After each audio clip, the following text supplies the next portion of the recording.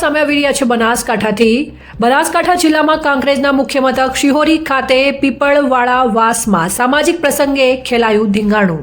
આજે શિહોરી ગામે કૌટુંબિક પ્રસંગે સમાધાન કરવા શિહોરી ગામના દલિત સમાજના આગેવાનોની હાજરીમાં ધોકાવાળી થઈ।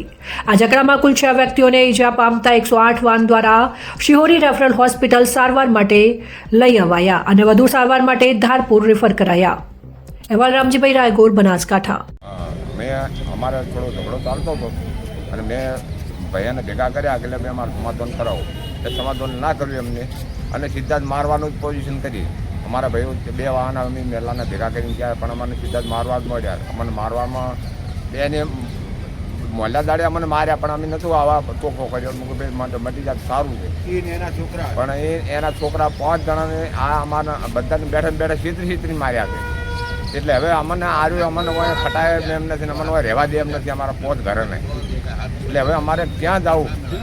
એટલે હવે આના માટે સરકારને જોવાનું છે કે આને હોય રાખવો કે ના રાખવો। કાલે બીજાને જો આવું તોફાન કરશે તો ઉપાધિ કરી મૂકી દે તો અમારે સરકારની વિનંતી છે આજે। શું નામ તમારું? મારું નામ વસંતભાઈ નાગરભાઈ મકવાણા, કયું ગામ? શિહોરી પીપળાવાળા વાસનું। હા, પીપળાવાળા વાસની અંદર દિનોભાઈ ને ધનોભાઈ ત્યાં રહેતા હતા અને મેડલાની અંદર અમને અમારા વાસમાંથી બોલાવીને કે સમાધાન કરવું છે, હેડો તમે ઠપકો આપો।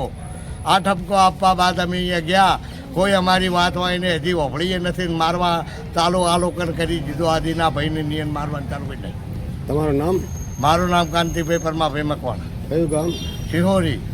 મારનાર કોણ હતું? મારનાર ધનાની વહુ, ધનાની છોડી, ધનાના 2 છોકરા, આ બધા મારી નાખ્યા આ લોકોને। ધનાભાઈ મેવાભાઈ તમારી હાજરીમાં માર્યા છે? અમારી હાજરીમાં રમતા રહે, મારી વસ્તીની સંસદ। કેટલા જણાનું વાગ્યું?